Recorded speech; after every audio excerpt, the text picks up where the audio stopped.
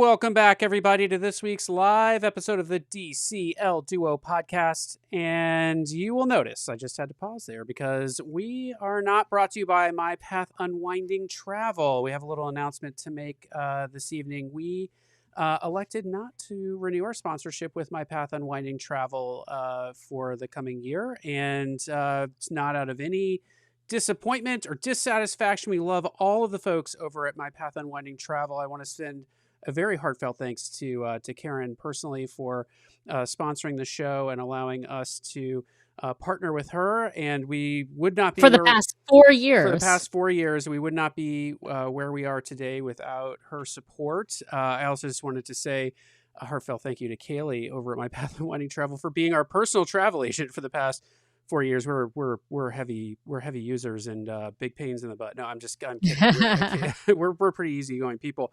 But we just want to let you know all out there, we are taking a month off from sponsorship. We do have an exciting announcement that we will be making in the beginning of August. But since Karen and team over there helped us plan our river cruise, we really just wanted to take some time, breathe a little before we bring our next show sponsor on board. So just stay tuned for that. I don't want to reveal anything this evening, but we are very excited for the new sponsor, but also very, very appreciative of Karen and team over at My Path Unwinding Travel and have absolutely nothing but good things to say about the whole team over there. So yeah, especially for helping us plan both Podcast Cruise #1 and Podcast Cruise version 2.0 that we're going to be talking about tonight. So great things to come, but great things in the past. So want to say a big heartfelt thank you to Karen, Kaylee, Angie, Karen,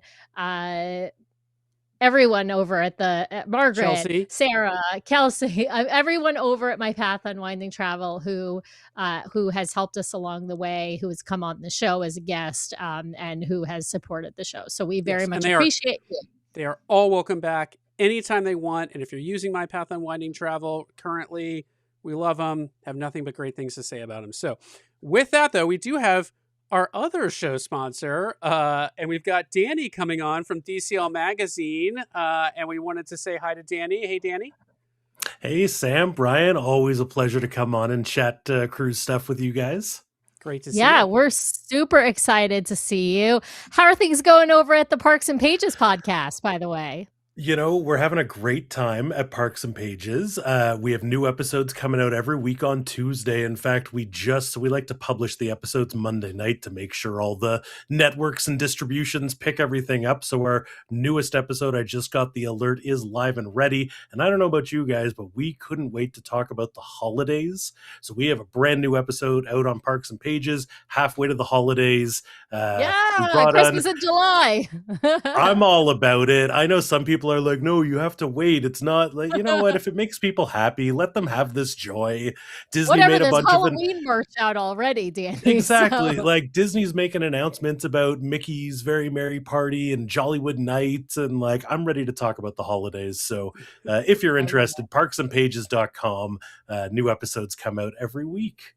But awesome. we're here to talk about cruise tonight.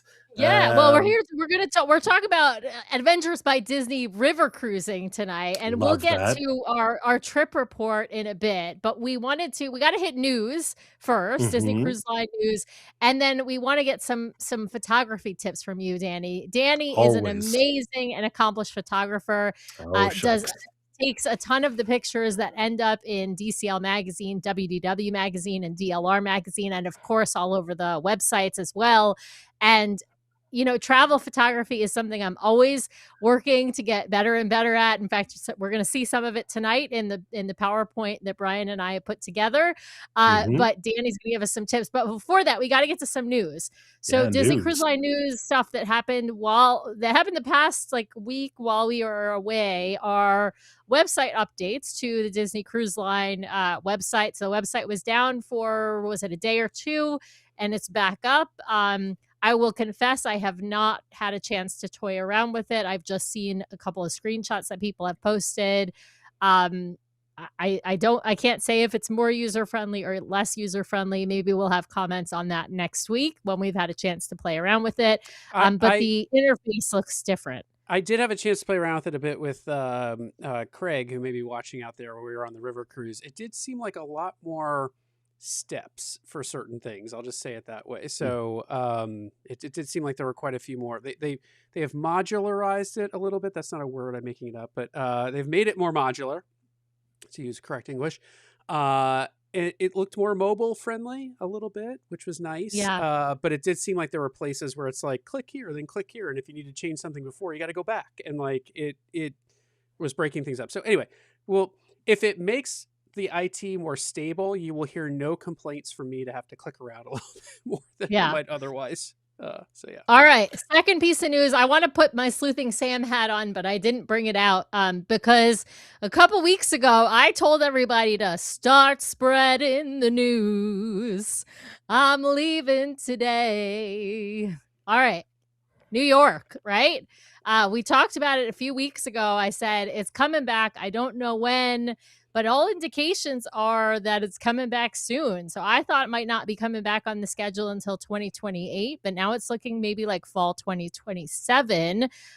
Both the New York City port has listed 3 different ships on its website. It's listing I think the Magic, the Treasure, and I can't remember what the third one was, but basically giving indications that New York is Disney Dream, I think, is the other one, that New York is coming back on the table as a Disney Cruise Line port. It's also on the Disney Cruise Line website. Now, it's been on the Disney Cruise Line website before, but it's been gone for a couple of years, and now it's back on there as well, even though, of course, there are no cruises listed as available. And I will say that's not always a great indication, because there are some other ports that Disney used to go to that are still listed on the website that don't necessarily look like to be on the schedule anytime soon.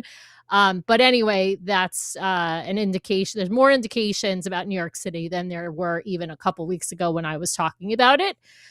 Another thing that is been indicated, the Port of St. Martin, there is an enhanced or increased commitment to the Port of St. Martin. So in the past, Disney Cruise Line has gone to St. Martin on its Eastern itineraries occasionally, but more recently it's been really just Tortola and St. Thomas, and then every once in a while they'll hit St. Martin. Well, starting in 2027, there's 14 calls on the schedule, with further growth anticipated in 2028. So I've been hearing rumors that the new ship, the Believe, might be going out of Fort Lauderdale.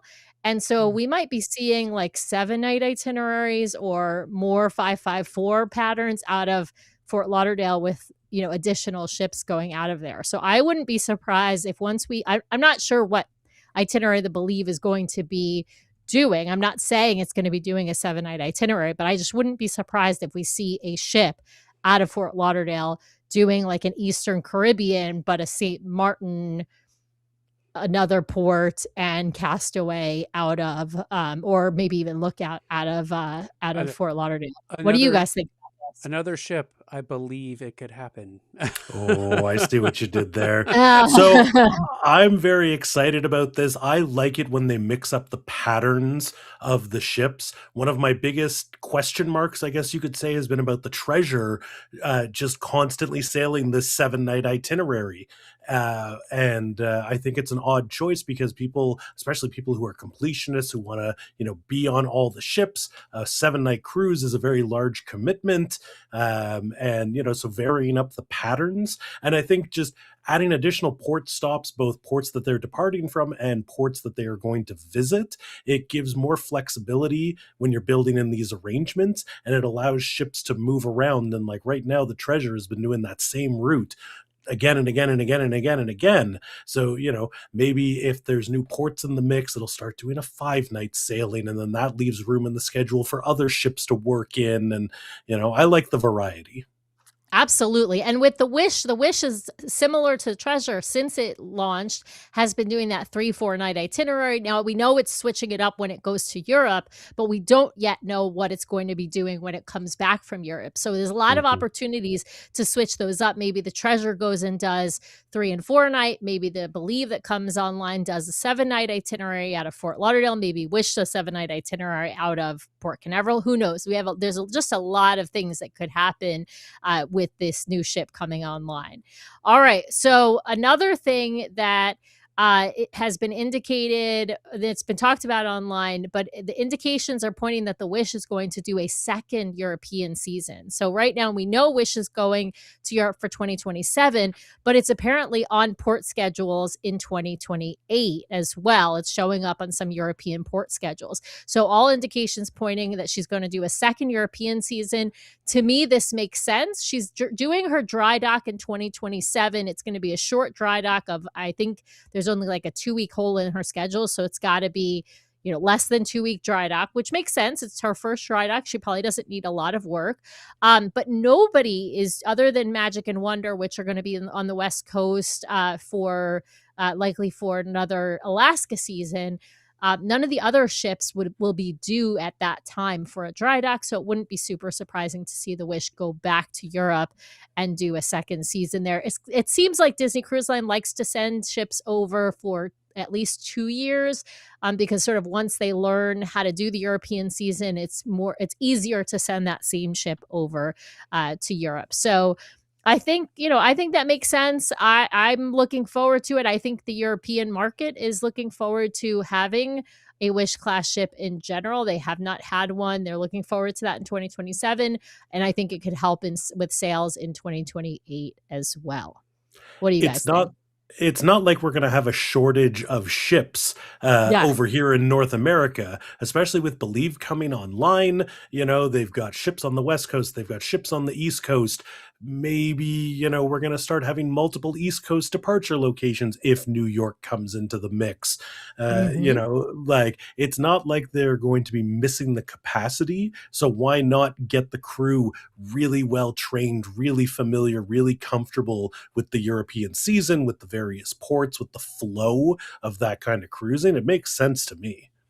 Absolutely. Absolutely. Maybe we can wave at her. Well, I don't want to give away the ending of our show, but let's just say we'll be back in Europe next summer. We're hoping. So, yeah. Ooh la la. Nice. All right. I have a question about the Wish dry dock. This is just blue sky speculations over here on my part. But so the Wish has Star Wars Hyperspace Lounge, but then both the Treasure and the Destiny have Haunted Mansion Parlor in the same spot. And my brain can't wrap around, so they're all sister ships. They're all in the same class. So part of me, it makes sense for them to all be the same specialty lounge, but it also makes sense for me for them to all be different, except that we already have two the same. Do we think that the Wish is going to convert hyperspace to Haunted Mansion Parlor? I'm just hoping some Disney executives did some dumpster diving around the torn down shell of the Star Wars space cruiser. Are you hoping for another Star Wars lounge space on the upcoming Believe? No, I'm hoping they just upgrade the space on the Wish, but I think that will only happen if they are having, if that bar is consistently empty and they're not getting the kind of sell through they want on drinks and stuff out of that bar, then I would I would think that they could upgrade it. But I have a feeling the only thing that's certain about a Wish dry dock, they don't have to add a tower suite. So there you go. Yeah, it's already there. I'm going to answer your question and say it's not happening. The dry dock is too short. The dry dock is too short for them to do a total redo, retheme. I like Brian would be hoping for an upgrade to hyperspace, just like theme it out even more. I don't even think we're going to see that. I'll be perfectly honest. I think what they're doing with bringing like a droid in the bar space, maybe they'll do some character meet and greets in the space, maybe during the day when they're not serving alcohol, things like that. I think that we're more likely to see stuff like that happening, experiences in that space in order to draw people in, rather than them plussing or plushing up that space. All right. Well, Danny, we want to talk travel photography. I think this applies to wherever you're traveling in the world, whether you're on a cruise, whether you're on a river cruise, whether you're on a land adventure with Adventures by Disney, or whether you're using some other travel product out there. But taking great pictures is really important for people, whether that's a great selfie or a great picture of a church or what have you. Tell us like a couple of top tips. Okay, so I'm going to focus this on mobile phone photography because the majority of people, I'm the guy on the cruise lugging around a big telephoto lens and a whole full frame camera setup, but I do this for work. This is professional and, I'm taking pictures for the magazine. You don't have to worry about all that stuff. We're going to assume that you're working with a new-ish smartphone. I'm an iPhone guy, so some of this might be a little bit tailored to Apple, but I'm sure the Android folks can follow along. A couple of things.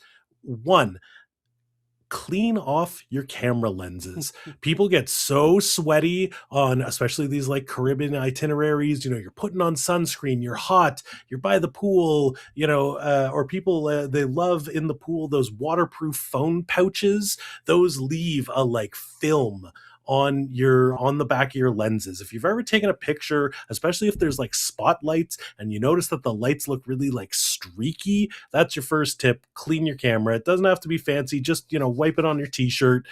That'll help so much. Right up there. That's a great tip, Danny. I'm doing it on my shirt right now. Brian's doing it with a little soft cloth. I never think about that. No, these things are durable and you're not going to hurt your phone. Give it a wipe down, especially, sunscreen on your hands. It gets everywhere. It's going to make your photos look smudgy. Okay.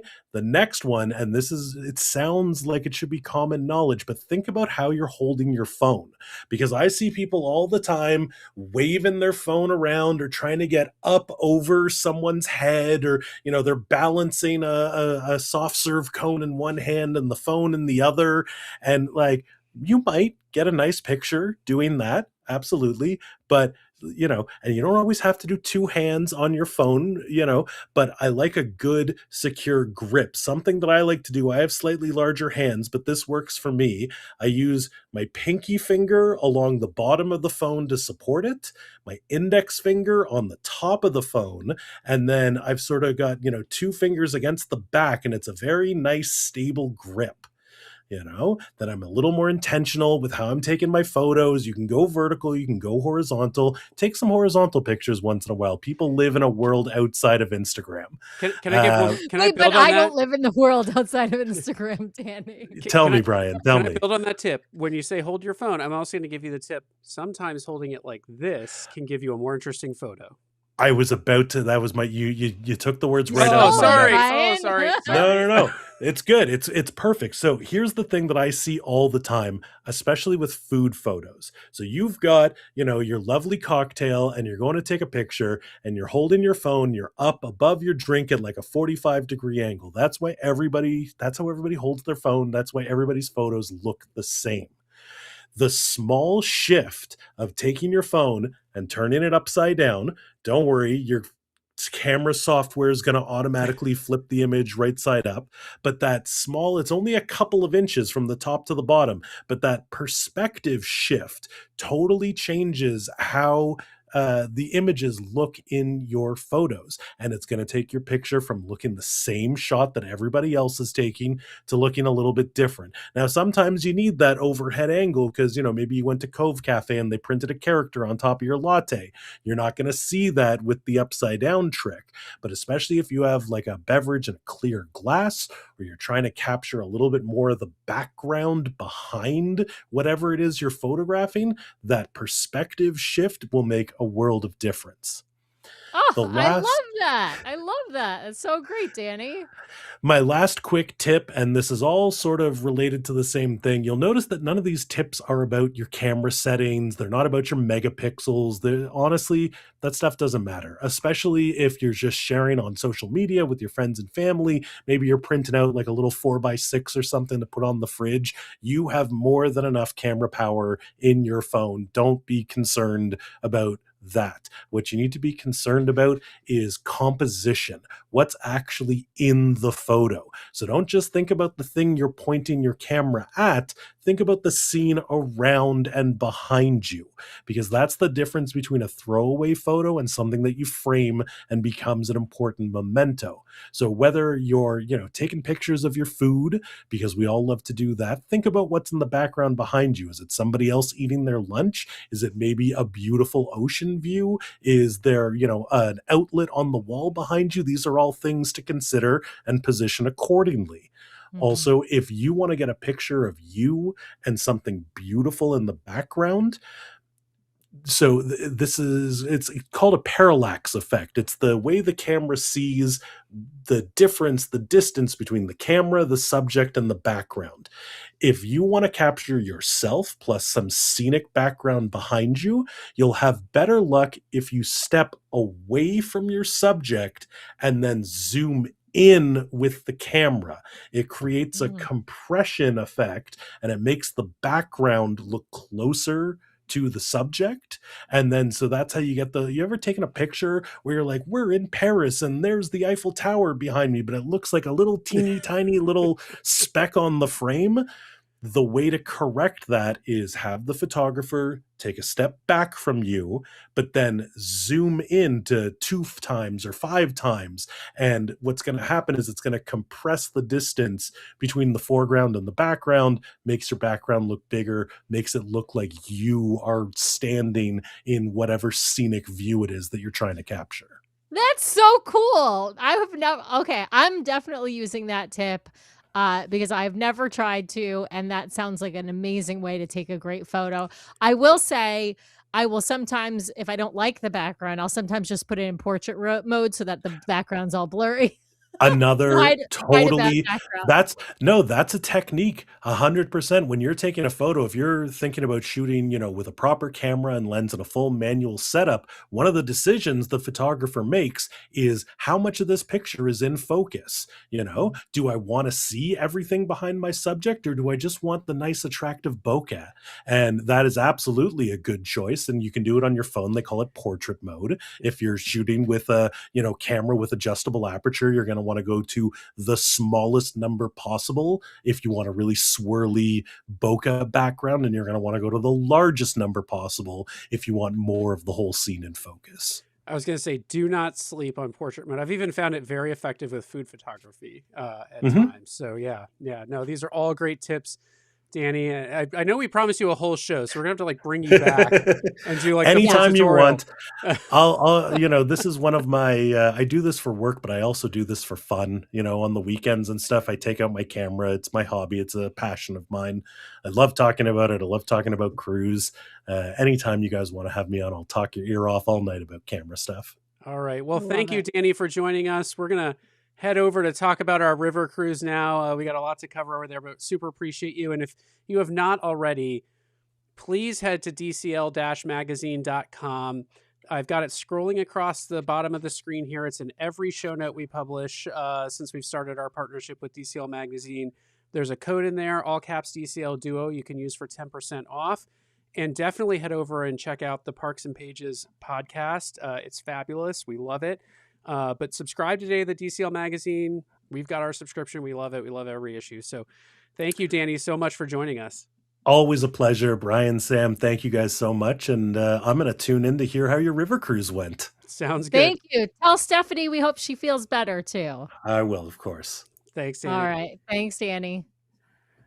All right, we are going to head over to, my computer is being super slow. There we go. And that is not what we want to see either. So we're going to fix that. There we go. All right. So we're going to be talking about our Holland and Belgium river cruise. Buckle up. This show's going to go longer than normal. I can already tell, even with two of us. But we've got a lot to talk about. So obviously, we're going to be talking about our Adventures by Disney Holland and Belgium river cruise on the AmaWaterways. That was a one change that happened to us before the cruise we were originally supposed to be. I think it was on the Amastella, Sam, that we were supposed to be on, and they Yep, switched that's us right. over to the Amalea. There are some water level issues right now in Europe, so they switched our ship. But we had a fabulous time. There's a sister ship of the Amastella, so really nothing all that different for us. Let's Well, dive in. and technically, it's actually 2 years newer of a ship. So basically, the ship that that was supposed to be ours was stuck at sort of the other end of Europe because of water levels. Water levels by us were not an issue at all, so we did not have any Although, changes although when we got in our off, they were, itinerary. because the cruise Yes, director was saying, yeah, the yeah, cruise after hours, but it was because where they were going. They were headed to Switzerland, and so they yeah. were going to have issues. They were going to have one um, time where they had to change from one ship to another because of low water Yeah. levels. So we started in Amsterdam, and we flew into Amsterdam several days before. We stayed at the ABD hotel, which was perfectly fine. I will say, if you're ever considering doing this cruise, that ABD selected hotel sits a little bit far outside of the downtown central area than I think I was accustomed to sort of being on these types of cruises. But the hotel was perfectly fine. The restaurant was actually pretty good. We had to eat there one night, or decide to eat there one night. And of course, we love the ABD transfer. The other lesson I learned this time is really read the information they send you, because Sam and Nathan and I exited with all of our luggage from our flight, and there was no one waiting for us. And we're like, what? There's no ABD transfer? We started thinking about an Uber. Thankfully, some friends of ours who had arrived earlier, the Morrill family, Craig may be out there watching, Kelly may be watching, hopefully reminded us there was a meeting point at the airport. And so we went to the meeting point. Driver was there, helped us with our luggage, whisked us into Amsterdam. We had a great time. We spent like a day, 2.5 days in Amsterdam Yes. Yes. before the cruise. We're not going to get into detail over what we did in Amsterdam.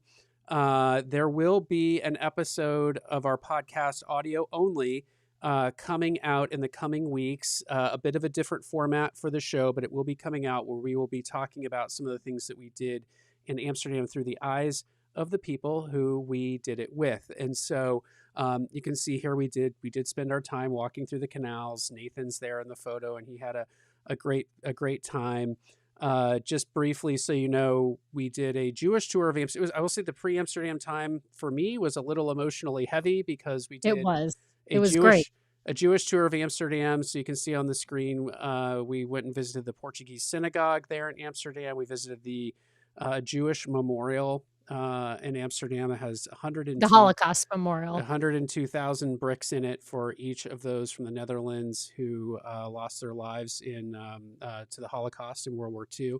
And then we did a tour of the Jewish Museum, which was also fantastic. Very rich history, just very emotionally heavy. We did do a fun and fabulous food tour that I will be happy to send to anyone interested. Michael sent it to me earlier today. He arranged it. So Michael and Tracy were with us on this food tour. Fantastic. More food than I can imagine, and just lots of interesting food because the Dutch have such a rich history of multiculturalism and multicultural food. So we ate everything from Indonesian to Surinamese to stroopwafels and more. So fabulous food tour that we did before the cruise. And then that afternoon, we visited the Anne Frank house. So again, a very emotionally heavy topic. You can see on the screen here, they have a replica of her journal. Her actual journal is on display in the museum. But they have a replica here that we took a photo of. Sam standing there out in front of the Anne Frank house. And that is a statue of Anne Frank that does not sit outside the Anne Frank house. It sits a couple blocks over, but we passed on our way to the Anne Frank house and took some photos. Again, we will have a podcast episode about what we did in Amsterdam pre-cruise. We want to focus today, though, on the cruise itself. And so we're going to start by talking about the Amalea. Sam, you want to talk a little bit about the ship and our room and all of that fun stuff? Sure. Okay. So the Amalea is a river cruise ship. If you've ever been on another river cruise line, I will tell you they're all kind of similar, although not exactly the same. If you've been on another ship, AmaWaterways is the company that runs the ship, then the ships really are almost identical. I should say there are different classes of ship, but the vast majority of the ships are similar to this one. So this ship actually holds, I believe, 154 passengers total.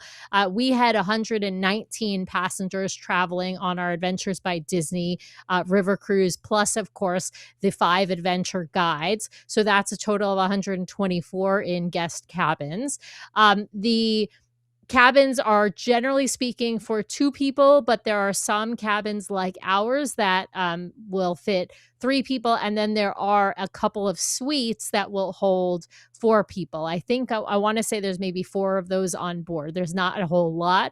In terms of the amenities of the ship, there is a very small fitness room, which is literally just a room with a treadmill built into the floor with a couple of bikes, and then a small area for lifting, and then there's like this one cable machine. If you look on our Instagram, there is a reel that I posted that shows the fitness. There's a tour of the fitness room. There's also a reel on our Instagram that shows you our entire stateroom, as well as our friends, the Morals, who had they had adjoining stateroom. So each of their rooms fit 2 people, but theirs were adjoining, meaning there was actually this pocket door that joined their 2 rooms. So instead of it's within the rooms. Now they each had a balcony. The balconies do not join, but their rooms joined very seamlessly. So most of the rooms for 2 people. When I say 3 people, you can see in this picture in the middle here, that is essentially a 1-person couch that turns into a sofa. It's a sofa bed essentially. And so that was Nathan's bed. It does fit an adult. I was chatting with the folks from AmaWaterways, and you can book this room. Brian and I thought you could only book this as a 3-person room with Adventures by Disney, but that's not correct. You can actually book it with 3 adults. I will say kind of small for an adult. So I don't think a large adult would be quite very comfortable on Nathan's bed, but Nathan was perfectly comfortable. He slept very well on that bed. In terms of other ship amenities, there is a spa, which is essentially, I think, also like 1 room. You can basically get a massage in there. I have not gone in there, so I can't tell you the quality of it. I imagine it's probably very good. But there's really no time when you're on an Adventures by Disney river cruise, unless you're going to skip an excursion. There's really no time to be able to do a spa appointment. I know because our friend Tracy looked into it. There is a large lounge. You'll see a picture of us in the lounge later in the slideshow, but there is a large lounge, which is essentially your hangout space, meeting space, muster space, entertainment space. Is kind of an all-in-one, all-purpose space, because there aren't multiple entertainment spaces. Like there isn't like a theater and a D lounge and all that kind of stuff that you have on a cruise ship. And then the other spaces on board are really your food spaces. So there's the main dining room called Journeys. That's your restaurant that you go to for pretty much all your meals. The lounge also serves food at certain hours. Think small breakfast buffet, continental breakfast, and then a couple of hot dishes. And same for lunch and dinner as well. And if they have a junior adventure night, that's where the junior adventurers get served their dinner. It sits right atop the main restaurant. So there's actually a stairway into the kitchen connects. Yeah. So they can bring food up. Yeah. Yeah. And then there is a chef's table restaurant at the very rear of the ship on the top floor, where included in your cruise, this is both whether you're on just a regular AMA or if you're on Adventures by Disney, is 1 dinner at the chef's table. And you can sign up for that at any point, any night of the cruise. You can sign up as soon as you board for which night you want to go to the chef's table. We chose to do it on one of the nights that was a junior adventure night, because we knew that Nathan would not really eat at the chef's table because it's a fixed menu. Can I correct one thing there? So one is included, but if they have space available later in the cruise after you've eaten there, you can go back again, and there's no added charge. True. It's basically you're going there instead of going to the main dining room, which is called Journeys. I also want to flag we discovered something new this trip, right? Yeah. Tammy? So newly added, which wasn't the case 2.5 years ago when we went on our Danube River cruise, is the option to go to the chef's table at lunch. Now, it's not a chef's table at lunch. At lunch, it is Italian meal. And what I mean by that is they have like panini sandwiches on focaccia breads, and they also have like a pasta of the day, a caprese salad, usually a soup. So it's basically an Italian themed lunch. It's not an extensive menu, but you can look at the menu each day at lunch and journeys and look at the chef's table lunch menu and decide where you want to eat. We didn't do that until the very last day of our cruise, but we found it to be a great option. I had a fantastic mushroom pasta. They did actually make me a pasta for Nathan with just plain tomato sauce because he wouldn't eat anything else on that menu. And then Brian had one of the focaccia sandwiches. The food overall on AmaWaterways was fantastic. They always have options like chicken breast and steak at dinner, but the regular options on the regular menu, which change every day, are just really phenomenal. We had some great food. I would say the food we actually had in Journeys on the whole, I thought was maybe better than what we had even in the chef's tasting menu. This time I actually thought the chef's tasting menu wasn't quite as good as the last time. It was good, don't get me wrong, but I actually thought we had some better meals in Journeys restaurant. So, Ed, to answer your question, what was the age group of the passengers on board? I will say that this was a pretty decent spread of ages. Lots of kids, I thought. I think most of the adults were in their 40s, 50s, 60s, 70s, maybe some in their 80s, and a good amount of kids on board. I'd say there was probably 12 to 20 kids and teens of varying ages, maybe a few more than that. I think more like 30, Brian, because there were a lot of young girls on this sailing. So think like ages 8 to like 10 or 11. There were quite a few in that age bracket. But yeah, I would agree with Brian. Like most of the adults on board were in their 40s or 50s, with definitely a few multi-generational groups, which included, grandparents who were in their 60s or 70s. There was at least one passenger who walked around with a cane and one passenger who walked around with a walker. You do have to be able to ambulate on stairs. It is not, it's not a fully accessible cruise. So if you're a wheelchair or scooter person, river cruising is not for you. Yeah, I mean, there was an elevator for those who are having a little bit of problem with the stairs, but it doesn't go all the way up to the top deck. So that's kind of off limits unless you can get to stairs. Right. And you also need to be able to get on and off the ship, and sometimes that includes a small number of stairs or a steep ramp. Yeah, the entry to the ship changes depending on the river level. So on this cruise, we entered through the main entry. We had to go up a ramp to the top deck and down a couple of times to get into the ship. And then there was one day that we were rafted, meaning they had two river ships next to each other, and they were both below ground level. So we actually walked across the top deck of another ship, then onto our ship, then down the stairs into the lobby. Ed, to answer your question, how fast was the dinner service given? There is enough dining staff in there to get dinner out quickly. Dinner started around 7 and entertainment in the lounge started around 9.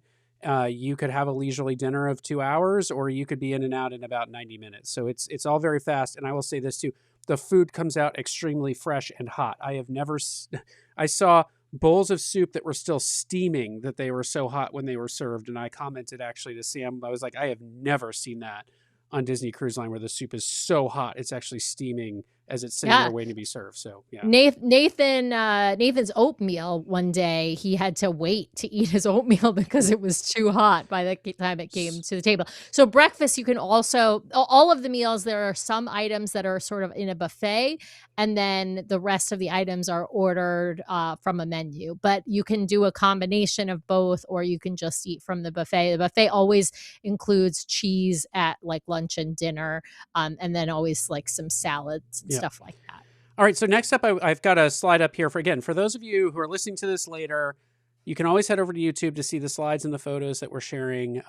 These shows sit under our live episode tab, and they're all there forever once we broadcast them. But I want to talk for a minute about the adventure guides. I think so many people look at the price tag of Adventures by Disney and are like, oh, like it's expensive. River cruising is already kind of expensive because the ships are a little smaller, but you do pay a premium to go on an Adventures by Disney. And I would say the differentiator across the board for an Adventures by Disney are the adventure guides. So you will see here we had 5 adventure guides. We had George or Gergu, Gabby, Clement, Gina, and Adri. And they were absolutely fantastic 24/7. They were just Yes. great. Each Yes. and every one of them. We didn't get to spend as much time as we wanted with Clement, but the time we did spend with him, he was fantastic. They are there. They are on board Disney customer service, making sure you are safe, you are fed, you are hydrated. If you need a You are Band-Aid, they've got it. happy. You need a phone charger while you're out on tour, they've got it. They've got the schedule practically memorized. Sunscreen. You need a Yeah. recommendation for where to go to lunch, they've got it. Like if you're off the ship and you want to have lunch. So they took such good care of us. And for me, that is the difference maker between an Adventures by Disney and just sailing with Ama at this point.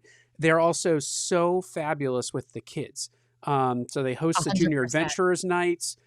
They take such good care of everyone on that ship, and they really strive to get to know each and every family so they can start to anticipate some of what you may need throughout the experience or the trip. So I cannot say enough good things about these folks. They bring the magic all the way to Europe and onto the ship and make sure that you just have that little dose of Disney that you need if you're doing one of these. So it's great. And for these guides, 2 of them are European and 3 of them are American. And our group, Clement, is from France and Gerga is from Hungary. And so both of them are European guides. They have other jobs during the year and the rest of the year when they're not working as guides. And same goes for the American guides, Adri, Gina, and Gabby. They all do other things when they're not working as Adventures by Disney guides. Clement actually works for Disneyland Paris, I believe. So all of these folks are incredible. I got to give, special shout out to Gina and Gerga, who made amazing connections with Nathan. I love all of the guides. I mean, I clicked with Gabby immediately. We actually got to interview her. You'll hear that in an episode coming in a week or 2. Hopefully. No, it's not going to come in a week or 2. It'll be out in late August. Okay, never mind. But anyway, she's just, like incredible. All 5 of them are just incredible people, and like Brian said, they're there to anticipate all your needs. The other part of the difference with Adventures by Disney, not just the people, but sort of the type of service you get. Everything is already planned out for you. You don't have to plan anything. You just choose which excursions you want to do, and then everything is taken care of for you in terms of transportation and what you're going to do and reservations and things like that. So it's really fabulous. There's a question about tipping for AB. I know Brian answered it in the chat, but I'll just say on the audio version for those listening, ABD River Cruises, all tips are included. So there's nothing you have to worry about in terms of tipping guides or even the staff on AMA. That's different for land, but Disney publishes recommended tipping amounts.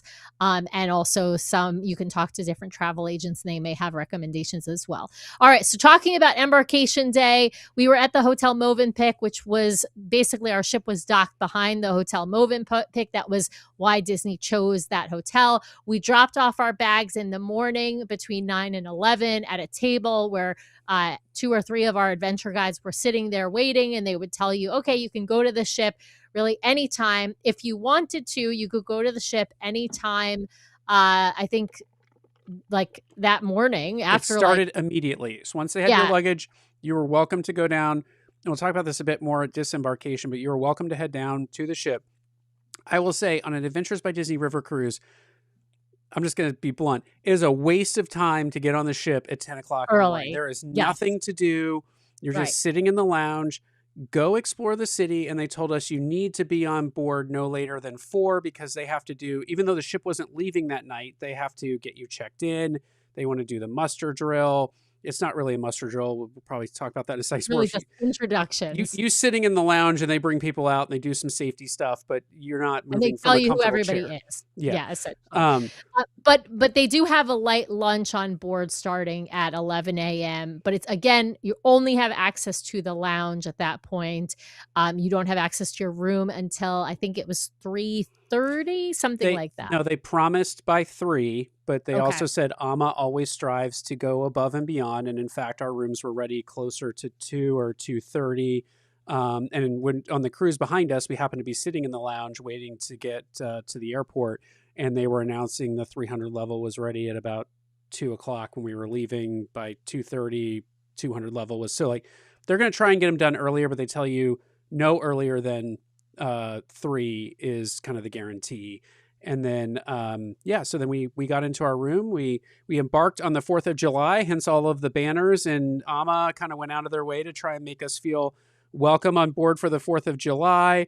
There was another. They also had another cake that was decorated with berries that looked like an American flag. I just couldn't fit everything on this page. As you can see, we had some friends sailing with us. This was Podcast Cruise version 2.0. So we ended up having 10 rooms officially booked with us, and then 2 additional families that were, we'll just say, kind of with us.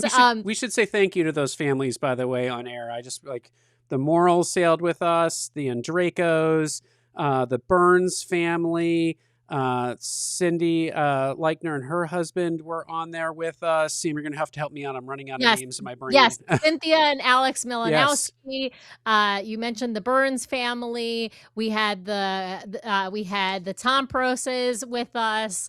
I think, is that everybody? I'm trying to remember if there's, I hope I haven't missed anyone. Then we also had the Swartz, and then we had Maria and Jeff and Patty. They were not officially with us, but we made them hang out with us. They were with us in spirit. Yeah. They were with us, yeah. But it was a really wonderful group. And I know that sounds like a lot of rooms, but remember, most of the rooms are only for 2 people. So like the Burns family, they have 4 kids. They had 3 rooms. So to answer special thank you to all of those folks. To answer Ed's question in the chat, yes, you can actually, you drop your luggage off with the adventure guides inside the hotel. Everyone doing an ABD river cruise has to meet up at the hotel to meet the adventure guides, check in. They take your luggage down to the ship, and then you are free to roam the city until the all aboard time, which was for us was 4. And that's exactly what we did. We dropped off our luggage. We had a little breakfast at the hotel, and then we headed out to walk around Amsterdam. And I think we ultimately boarded around 2:30 in the afternoon. And then shortly thereafter, our rooms were ready and we went and unpacked, and we're back in the lounge by 4 for the festivities to begin. Yeah. So now, if you did not opt for checking in at the hotel, you could bring your luggage to the ship yourself later, and they would load it on as you got on, which they absolutely can do. But I'm not sure if you could drop off your luggage. Actually, I think you can drop off your luggage earlier, because I think CT and Kelsey did that on their river cruise. Well, there were people coming up to the ship when we were up in the morning to disembark. I mean, people are leaving and they're coming and going. It operates much more like a hotel than a ship. This is not, they don't have to clear customs because they're all sailing within the Schengen region.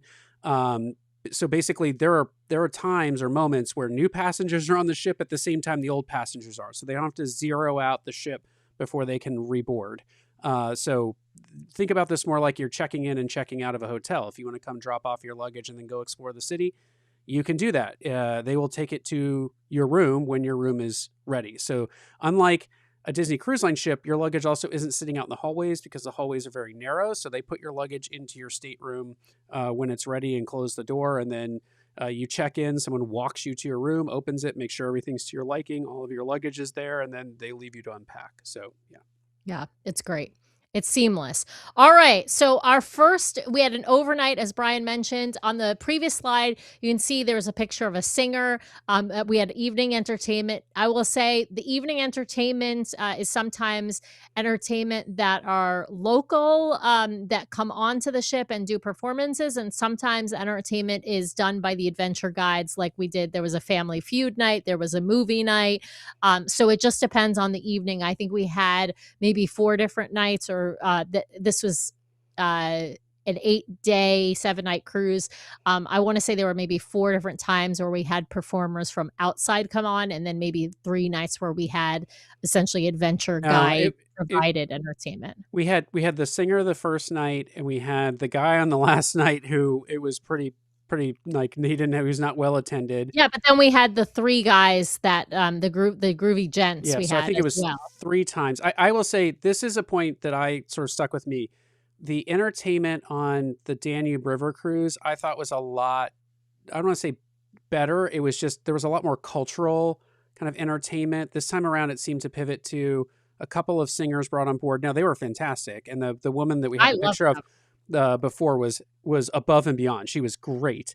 But then there was like Family Feud night, trivia night, movie night one night, and I was like, it felt a little bit lacking there, and I don't know if that's just because I don't think Disney had that many cruises on this route this time around, so they may not. They only had the one. Yeah, they only had the one. So they may not have been able to secure the contracts with the entertainment they were hoping for, because I think they had planned 3 or 4 of these cruises for the season, and then several of them were just canceled. So so they did this route in the tulip season, and Gail and Kara did one of those. They either only had 1 or 2 sailings of that, and then they only had 1 summer sailing of this itinerary this year. And I think next year they have 1 itinerary that's the end of March. I was just looking at this earlier today, and 1 itinerary that's the very beginning of July. So basically a tulip version and a summer version.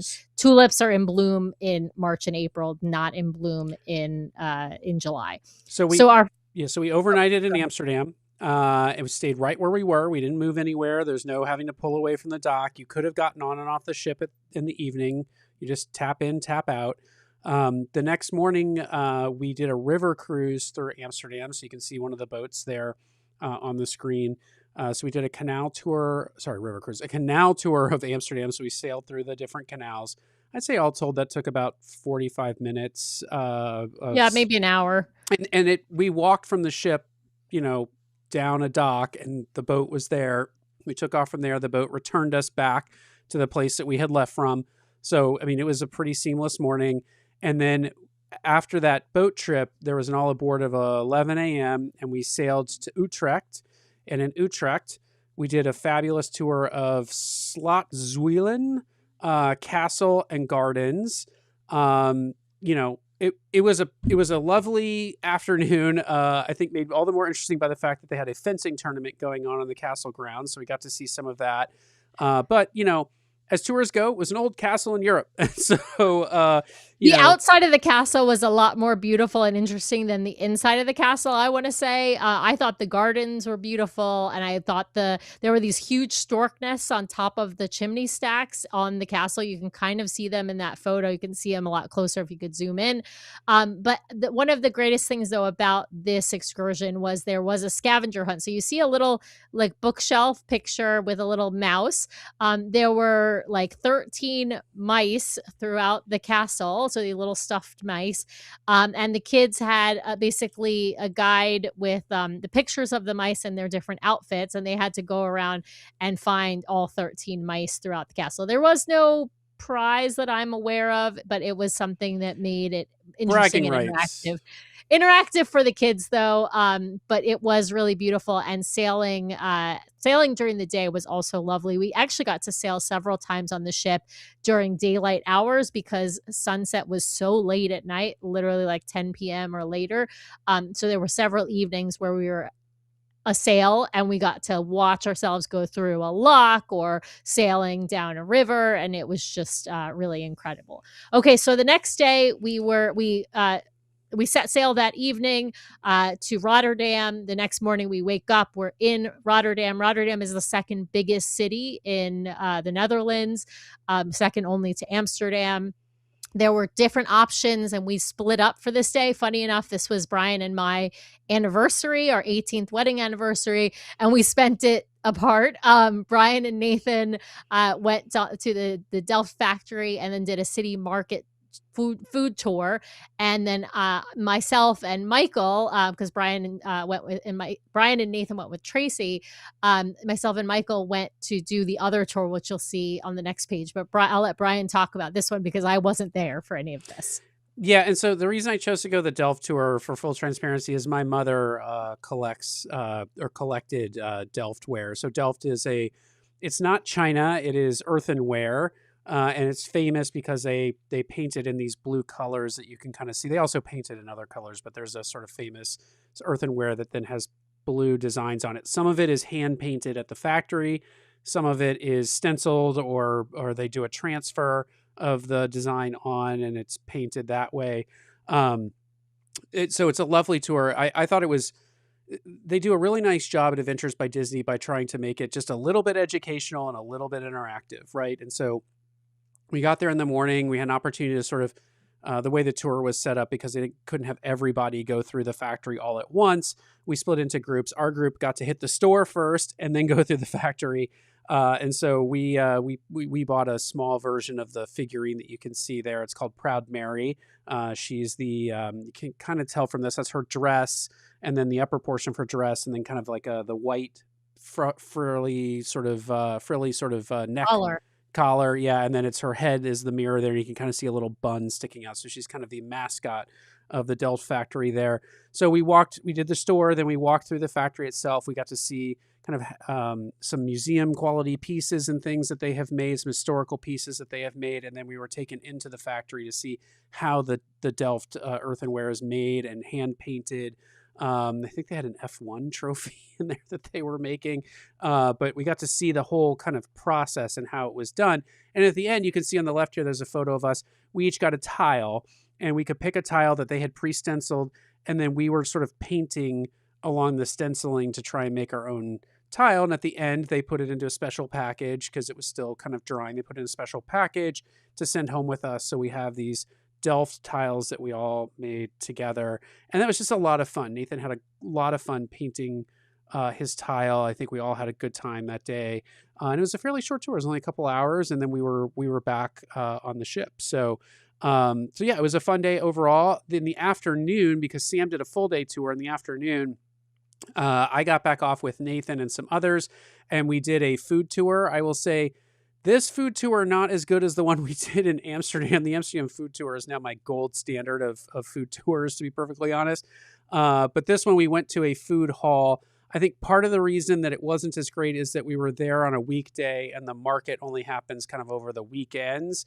And so we're kind of in a really, really, really, really nice food court with lots of, different kinds of vendors and food to eat. So, we tried some, again, the Netherlands is a very international culture. So a lot of the food they're drawing on are from different areas. I think our tour guide in Amsterdam was something like Dutch food is not the world's greatest food. So be thankful, but we did have a couple of Dutch delicacies in Amsterdam. But we tried a bunch of different stuff, some stroopwafels, some pizzas from some Mediterranean style pizzas. We had this like tapas plate of these toasts with different toppings that included things like pickled herring. There was a crab salad with an anchovy on top of it. I was the one trying all the exotic foods. You can see me there eating a pepper that was on top of one of the sandwiches that somebody didn't want. And so I was like, oh, I love those peppers. And I was eating them. So I was very adventurous. I tried everything and it was all very, very good. It was just not quite to the level of the food tour we did in Amsterdam, but it was a fun time. After the food tour, we decided to stay off the ship and we kind of wandered around the city a little bit. I really wanted to go back outside because apparently in the middle of Rotterdam, there's a wave pool where people learn how to surf. And if you were at all listening to this show when we did our Munich cruise 2 years ago, there was surfing in the middle of Munich in December. So I was like, this is becoming a theme. I need to go out and see this happen. So I sat out there and took some video. Spoiler alert, we're going to try to put out a kind of a YouTube recap of our time as well, so you get to see more visuals of everything that was happening. But I had a great day. I had a great time. Thanks, Tracy, if you're out there watching, for spending some time with me on my anniversary. She's asleep. She's in London. They're in London for another couple of days. She'll watch this on replay, though. She'll love the shout out, Brian. Yeah. All right. And then Sam, you had a cheese-filled day. I had a cheese-filled day. Okay, so first, the first two pictures, so the left and the middle picture, are from I'll call it a farm, factory, whatever you want to call it. It is a farm, but we didn't get to like see any of the animals that were actually producing milk. This is I did get to meet a couple of cows, but not the ones that are actually producing milk. So we visited a farm and cheese production facility where they explained how they make Gouda, which is what we call in the United States Gouda. That's also the name of the town. Now, this farm is just outside of the town of Gouda, but we did actually also go visit. I didn't post a picture because I wanted you to see these pictures. So we basically it was a full day because we bussed not super far. I want to say maybe 45 minutes to the farm, then maybe 20 minutes to Gouda, and then from there another like 20 minutes to Udawater, which is another town. But all of these towns are these adorable canal towns. So we did walking tours. Oh, Brian, you've got your text messages up on the screen. I don't know what's happening there. Ignore that. Yeah. So we did we went to the farm, we tasted some cheese, delicious, by the way. All of the cheese we tasted was phenomenal. We tasted some young Gouda, some aged Gouda, and some mustard seed flavored young Gouda.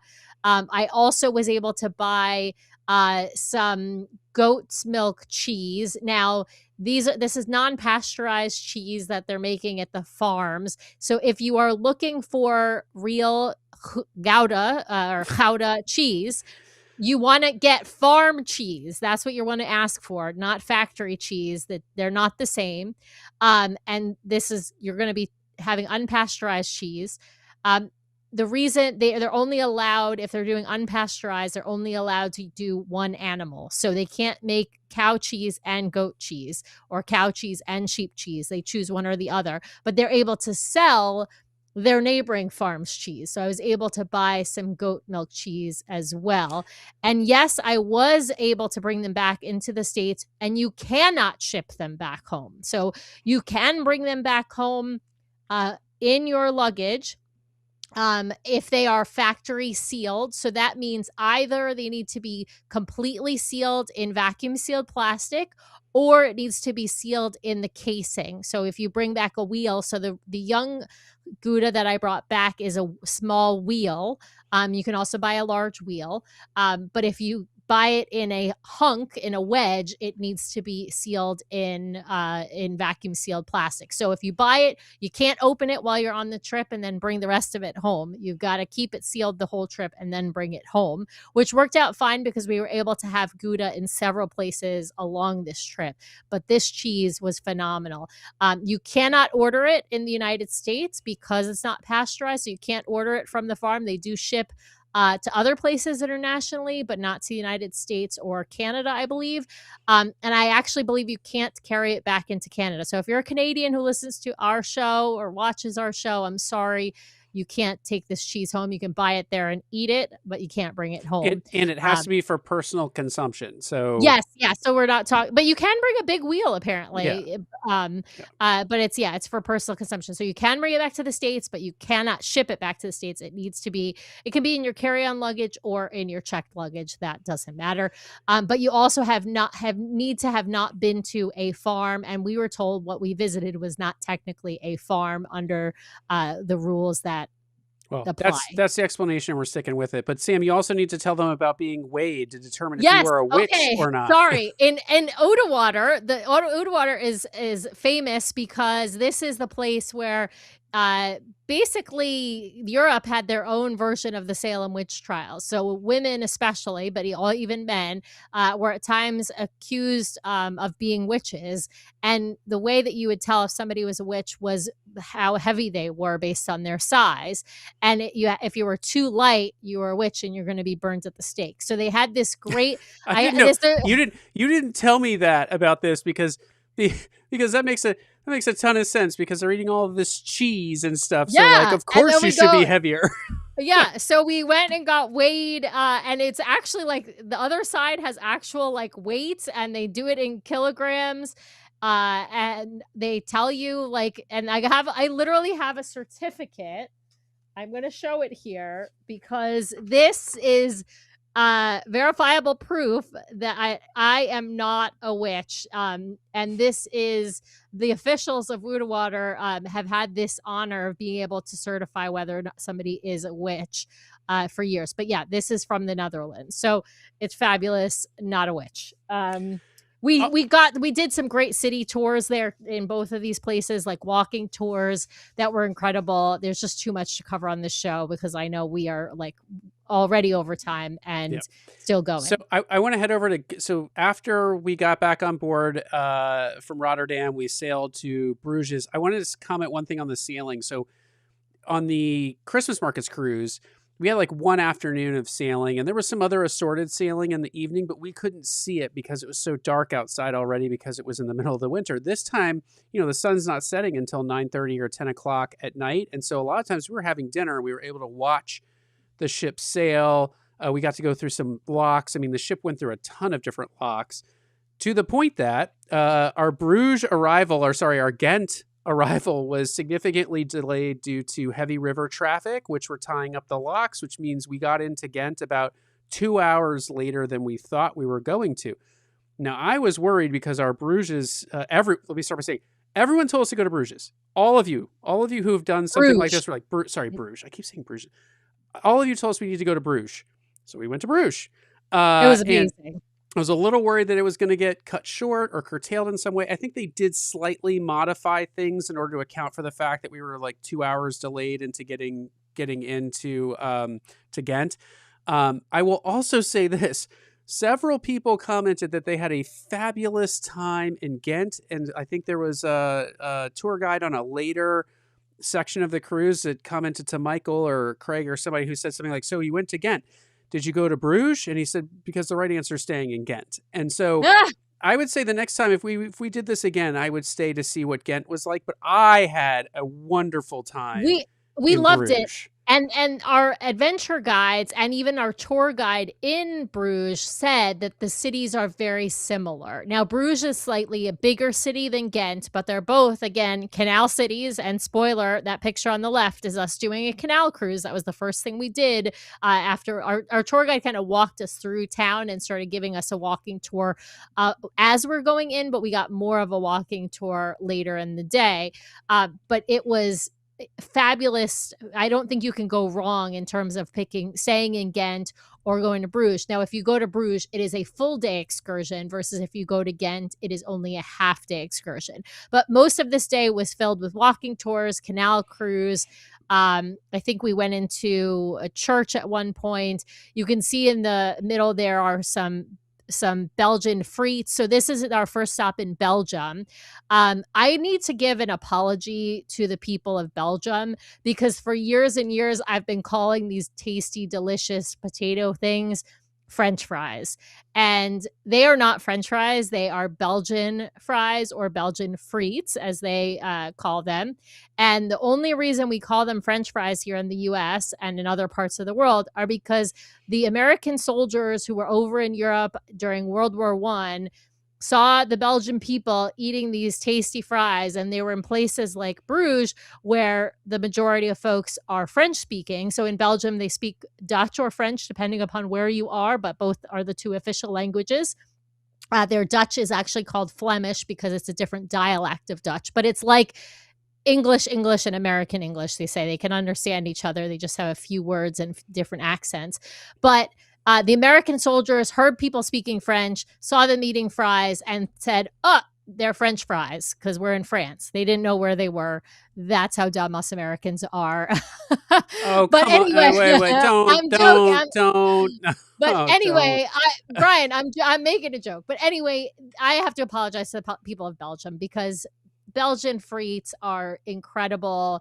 They're twice fried. I don't eat them with mayo, but I ate them with Parmesan. I ate them with cheese sauce. I ate them with ketchup. It didn't really matter how I ate them. What she's not telling you is the story of the day that we got the fries, because the restaurant owner loved me. When he came by, I'll just quickly recap it. When he came by, we went to so let's actually talk about what we did here before. You've been doing a love affair of fries. So I'm gonna walk. So we did a canal cruise in the morning, which was in a little bit of a walking tour. It was a little bit of a hike to get into the city from where the buses parked. And so we hiked into the city. We did a little bit of a walking tour. Then we did a canal tour. And when the canal tour finished, we did a little bit more of a walking tour to orient ourselves and see some of the sites that ended up in this square where you see the photo of Nathan before this sort of large central square clock tower. And we were basically told, okay, you have time for lunch on your own. They gave us, by the way, if you ever want Disney to give you some money, go on a river cruise, because they gave us each 25 euro, so 75 euro for our family to pay for lunch, because lunch was included in the tour.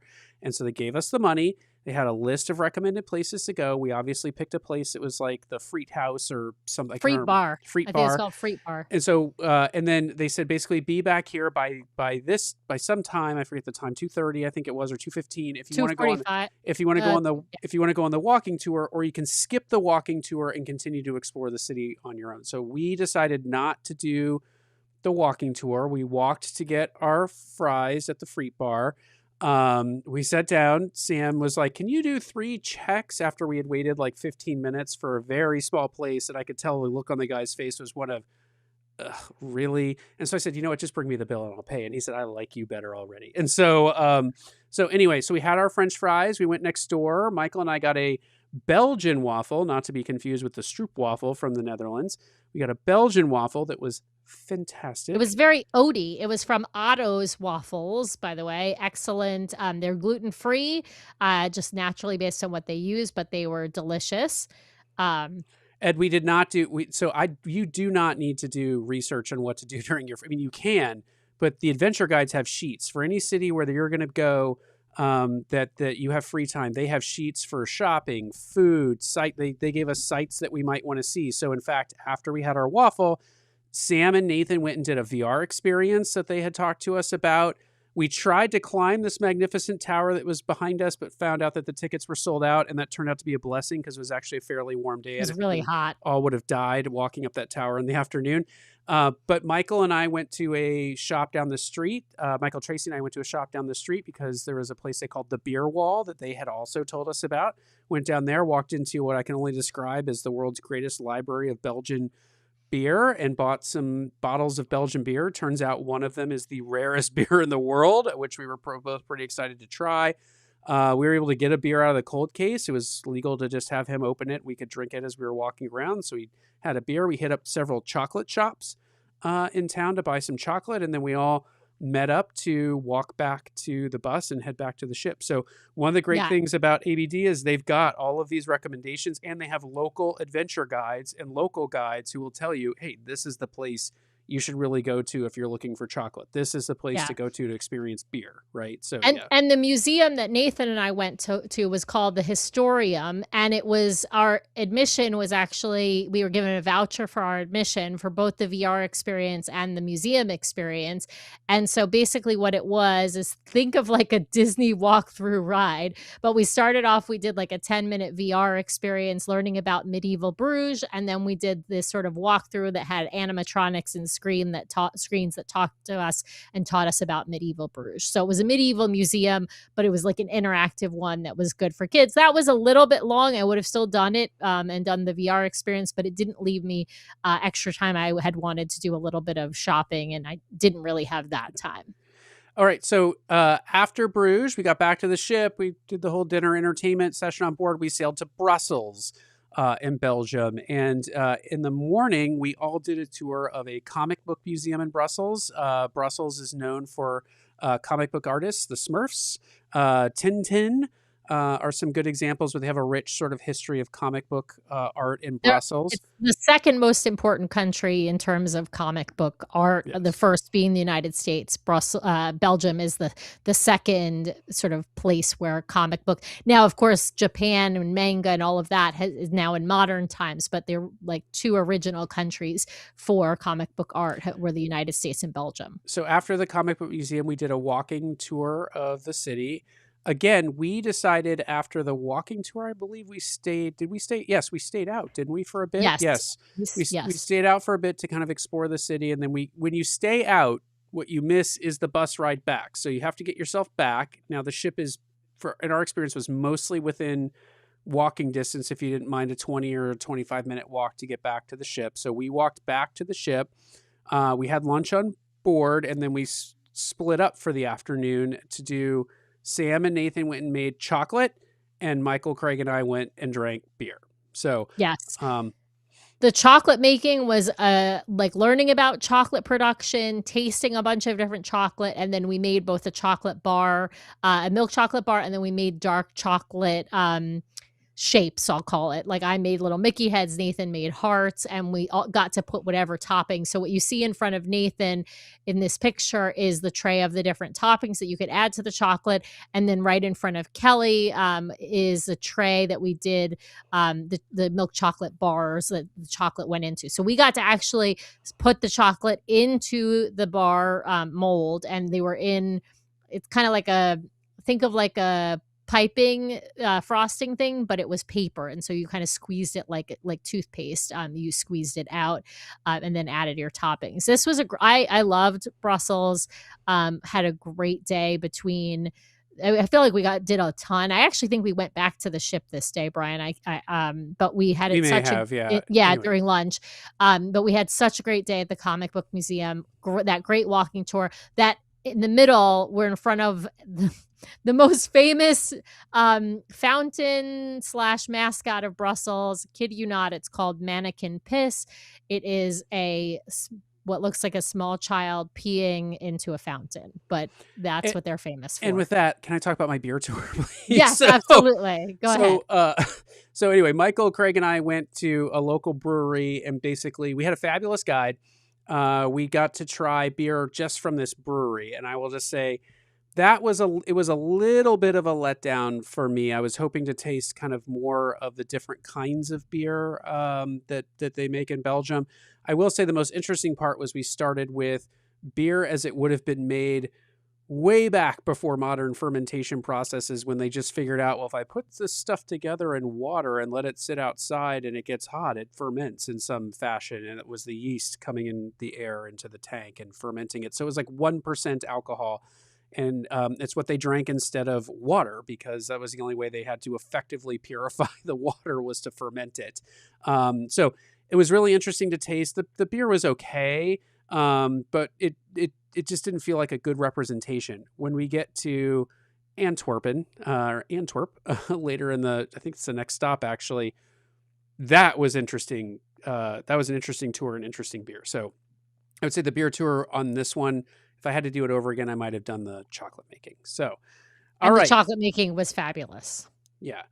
All right. So with that, we sailed over to Antwerp the next day in the morning. This was a city where I think everyone had to do one of two things. I don't think there were many options on this day. So we did in the morning this cathedral tour. You'll see this cathedral behind Tracy and Nathan there standing in front of. So we walked the city a bit. And then we did this cathedral tour. I will say the guide was okay. We spent way too much into the time in the cathedral, in my opinion. I mean, we're getting into the minute detail of every painting in the cathedral, when all we really wanted to do was climb the tower that's pictured here. Not the one on the left. That tower is owned by the city. The one on the right that's shorter is a tower they never really finished. They had grand plans to extend the cathedral. They didn't fully finish it, and it's owned by the church there. And so we did all hike up this excessively spiral staircase up 256 steps. 256 steps. And it was, what was it, 63 meters, something like that. I think it was 63 meters tall. So we walked up. We got to stop along the way, which was nice. There are different floors, and also because it's only one staircase, they have to pull you off so that other people can walk down. And so you move up floor by floor until you get to the top.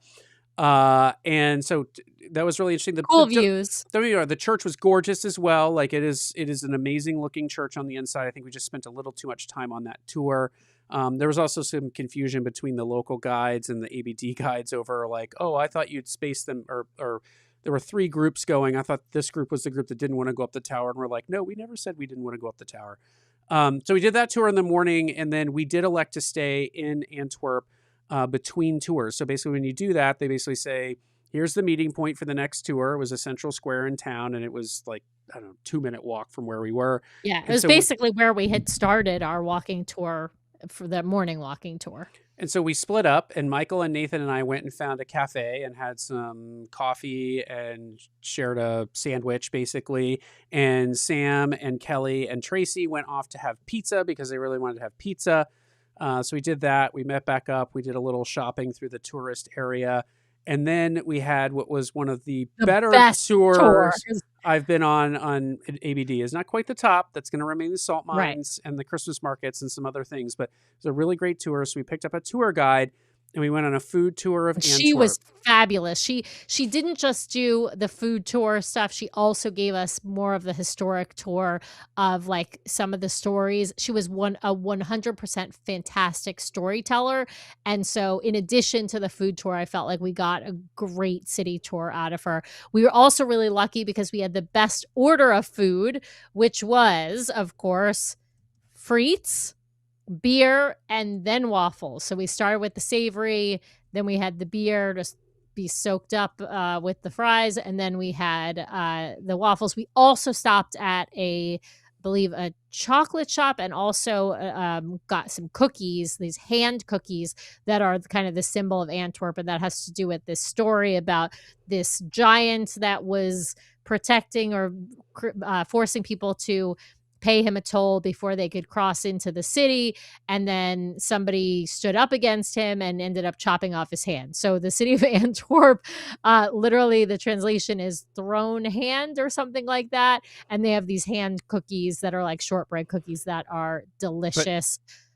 But the star of the show here is Sam found a beer she'll drink, and I bought 2 bottles of it to bring home. So like that is a huge achievement. She's never liked beer. I've never liked beer.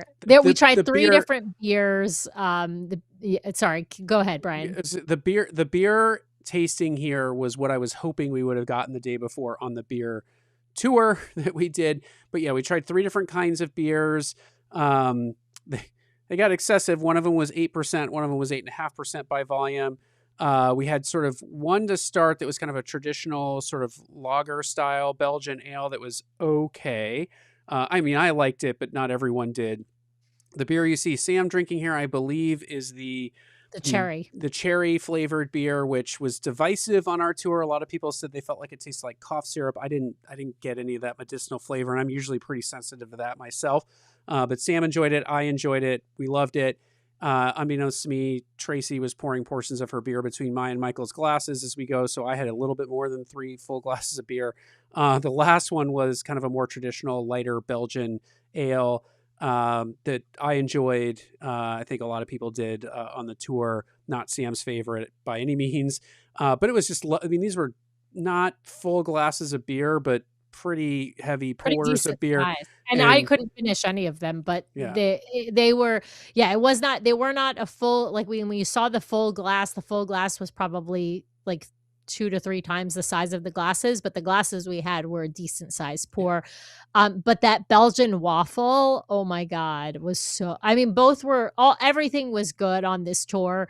Other than I don't eat mayonnaise. Not especially not on top of fries like that, but really just fabulous.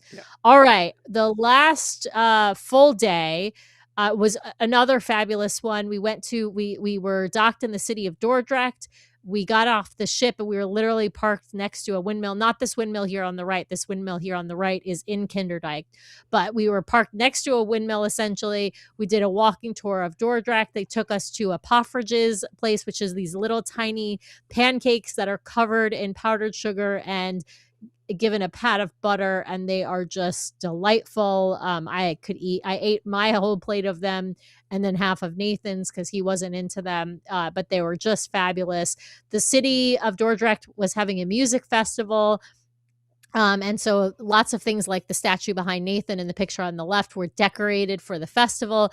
The colors for the festival were like Mardi Gras colors. So there were basically Mardi Gras decorations all over this city. And then we chose to stay in the city to walk around and do a little bit of shopping rather than take the bus back to the boat, because the boat was only maybe a 25-minute walk from sort of the center of Dordrecht. And so we chose to do a leisurely walk back to do some shopping. We had lunch on the ship, and then we took a bus to Kinderdijk, which is a UNESCO World Heritage Site where there are 19 different windmills, all of which have like historical significance, and it was incredible. Can I say something? I want to go back because we Yes. short sold the morning. There was a full walking tour of the Yes. city of Dordrecht. So like we saw lots of sites. We saw another church in the interior of it. We walked over most of the city. Again, another city of some canals and harbors and things like that. And so got to see all that. So it was a full morning of walking. And then there was one long street that we went shopping down. And I thought it was actually some of the better souvenir shopping that we had on the trip. So it was a lovely, lovely city to visit.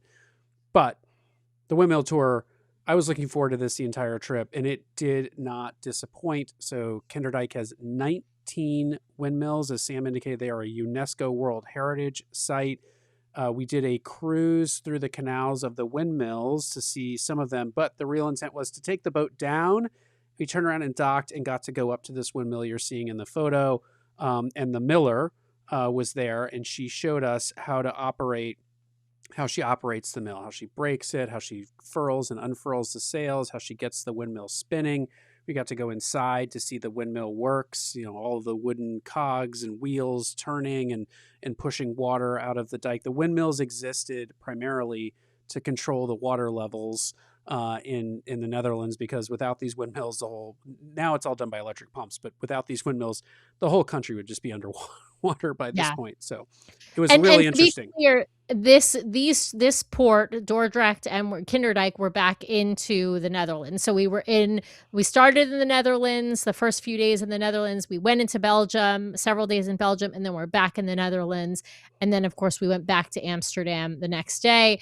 I had to include this slide because these are the stars of the DCL Duo podcast cruise version 2.0. These are the folks who chose to come with us on this journey. We had such a fabulous time, like hanging out with them. Now, one of the great things about river cruising is there's no assigned seating in the dining room. So you can sit with whomever you want. You can sit with different people every day. You can sit with the same people every day. They even have a couple of small areas that are like with the larger table that have like, one of them was always reserved for the teens, but that never got used because the teens didn't really socialize with each other on this cruise, which was a little bit different than our last cruise. The younger kids definitely socialized with each other. I think it's just a matter of the mix of people. But we ended up taking over one of those tables a couple of nights so that we could sit with different people from the group and kind of bring larger groups together, because that table would seat 10 people, whereas most of the tables in the dining room only sat 4, 5, or 6. But it was really wonderful getting to know some of these people that we hadn't spent as much time with, and also getting to spend time with folks that we had previously cruised with. I also wanted to say this.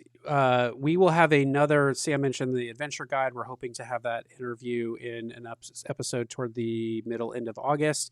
But we're also going to bring you some of the stories from these fabulous people who sailed with us, so you can kind of experience the cruise and what they took out of it in their own eyes, in their own words as well.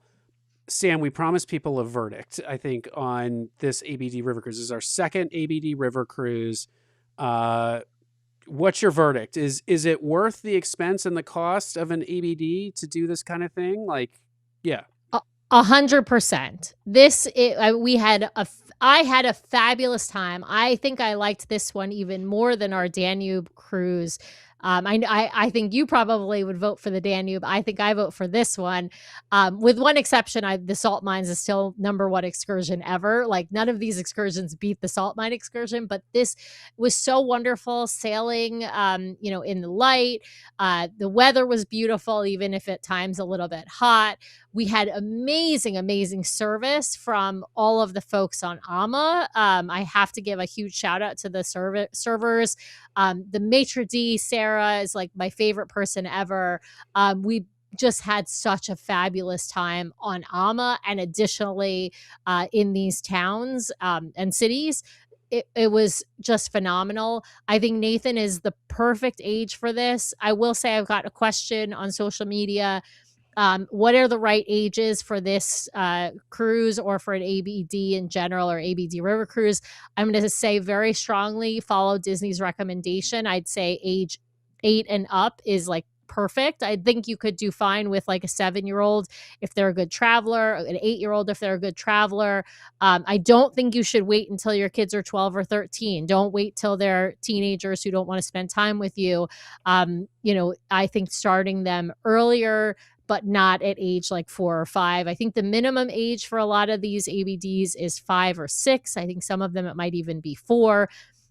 But you have to know your kid. With Nathan was able to do this, but there were days where when we came back to the ship, whether that was at lunch or in the evening, he really needed to decompress because it had been a long day. And so for him, that meant getting on his device, putting on his headphones, and not talking to anyone. And that was fine for us. But I do think you just have to know your kid and what they can tolerate in terms of, can they tolerate full day tours or only half day tours? And so I do think this is a little bit easier than land-based because we don't move from hotel to hotel. We got to stay on the same ship, so that was easier. And most of our bus rides were relatively short. So that's my verdict. I loved it. I would do it again. We're already thinking. We haven't booked anything, but we're already taking thinking. all my thunder. I didn't get my verdict yet. Okay, sorry. We're already thinking about the next one. You just took my thunder. That's how I was going to end it. I think the ABD is a fabulous product. I love the river cruising for all the reasons that Sam said, and I have no better verdict to offer than today. We booked another Adventures by Disney. So I'm not going to get into the details of it, but we have another one booked. And so we will say more about that later, but we are super excited for it and can't wait for the next one. With that, I will wrap up there and I will say that we are not going to be back. Well, I don't know that we're going to be back live on Monday next week. We're not going to be back live on Monday. Yeah. And so we are not going to be live back on Monday. I have a work conference next week, unfortunately, and it's going to preclude us from going live. And so we're working with the guests to figure out how to bring their fun story to you, and we will have that soon. But we are super excited for that. So no, we won't be here next week, Sam. We will be back in 2 weeks on our regular slot, I think. No? Yes, but I have no idea. I don't remember who because you didn't give me time to look at that. Okay. We definitely have a show planned in 2 weeks. I can't tell you off the top of my head who it is, Brian. Well, I can look really fast here. So just give me a second. I'm firing it up. So we will be back on Monday, July 27th. How could you forget this? Sam, is with Ashley. Oh, yeah. So our friend Ashley is right now actually still, she's not watching. Just like Tracy, she's in London, but Ashley is actually on a game drive right now in South Africa, trying to see the Big Five. So we will be talking about her Adventures by Disney South Africa trip.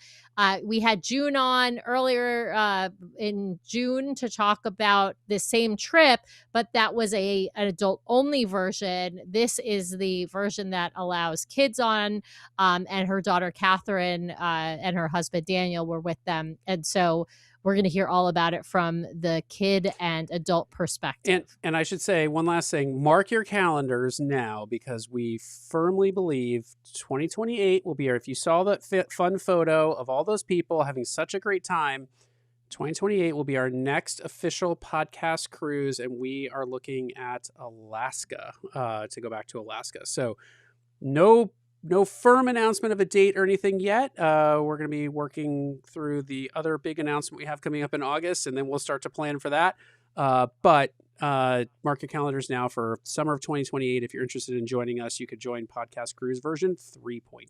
So there you go. All right, with that, our food is growing cold on the porch. It's dinner time here. So we're going to say good night, and thank you for hanging in with us on this extended edition of the show. Watch your feed in the coming weeks for some more coverage of our fabulous Adventures by Disney trip. And with that, we'll just say see you real soon and good night. Good night.